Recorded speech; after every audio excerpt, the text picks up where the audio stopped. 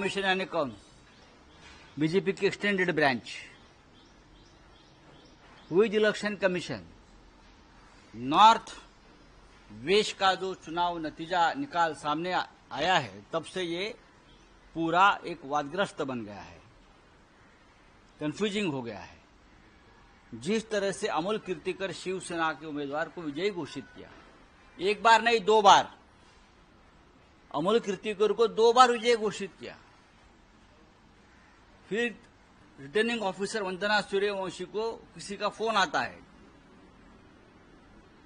और एक election officer Dinesh Gurav का फोन लेकर, अंदर फोन लेकर जिसका ऊपर ओटीपी है, या अनलॉक कर सकते हैं ईवीएम मशीन, या छेड़छाड़ कर सकते हैं ईवीएम मशीन से, वो फोन लेकर शिंदे गुट के उम्मीदवार रविंद्र वायकर का एक रिलेटिव अंदर घूमता है और फोन यूज करता है।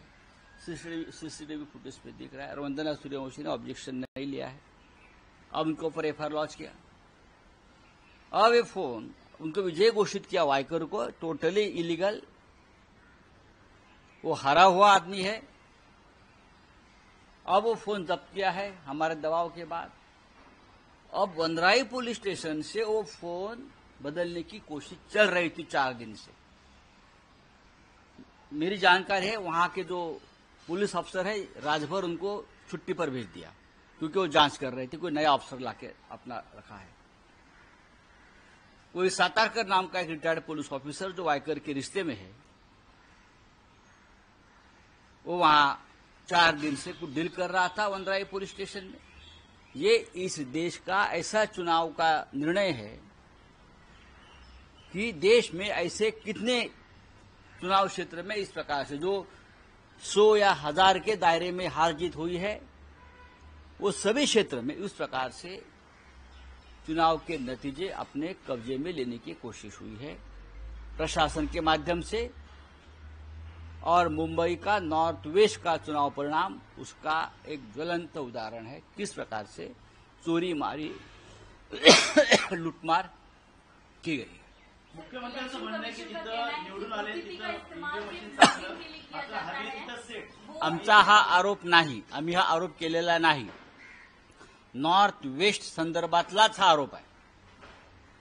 नॉर्थ वेस्ट जिथे कीर्तिकरांना विजयी घोषित करण्यात आलं 2 वेळा, आणि 3ऱ्या वेळेला रिजेक्टेड पोस्टल बॅलेटचे मतगणना बेकायदेशीरपणे मोजून त्यांना विजयी घोषित करण्यात आलं शिंदे गटाच्या उम्मीदवाराला। हमारी ये मांग है कि रविंद्र वायकर को जो घोषित किया है विजयी, उसको लोकसभा की सदस्यत्व की शपथ लेने से रोकना चाहिए। सीएम शिंदे ने कहा है कि ये सब अपोजिशन की स्ट्रैटेजी है। ये क्या स्ट्रैटेजी है? कौन सा एलिगेशन है? ईवीएम के बारे में ऐसे हो नहीं सकता है। ओटीपी से ये शिंदे कौन है? शिंदे एलन मस्क का बाप है क्या? कौन है शिंदे? उनको क्या पता है?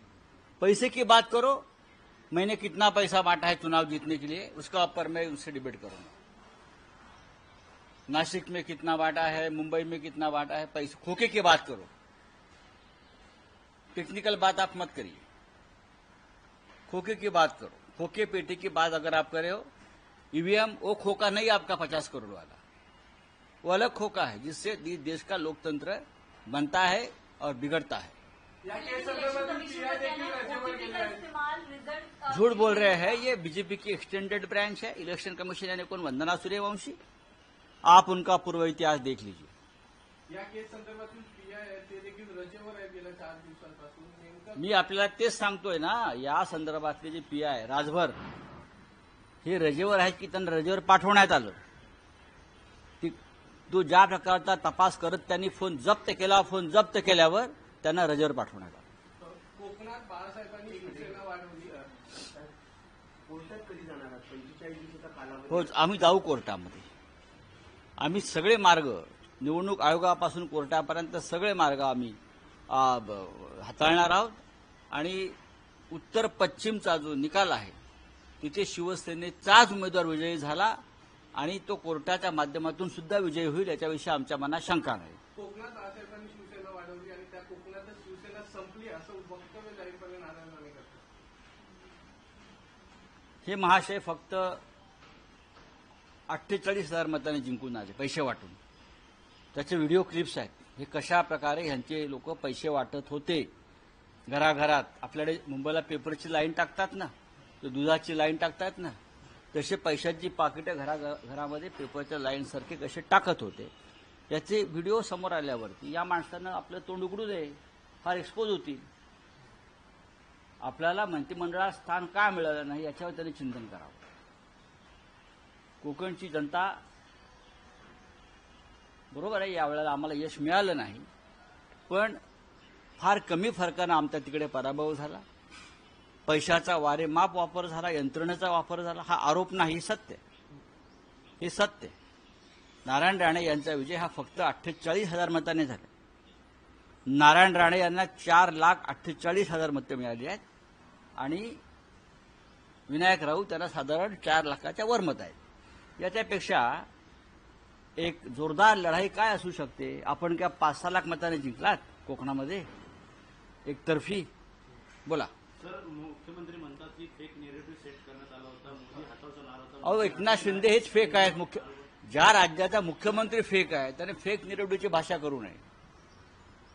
नरेंद्र मोदी यांनी गेल्या 10 वर्षात फक्त फेक नेरेटिव्हच सेट केले आणि गेल्या 2.5 वर्षापासून एकनाथ शिंदे, देवेंद्र फडणवीस या राज्यामध्ये फेक नेरेटिव्ह सेट करत होते. त्याचा पराभव झाला. त्या फेक नेरेटिव्हचा पराभव झाला. थँक्यू.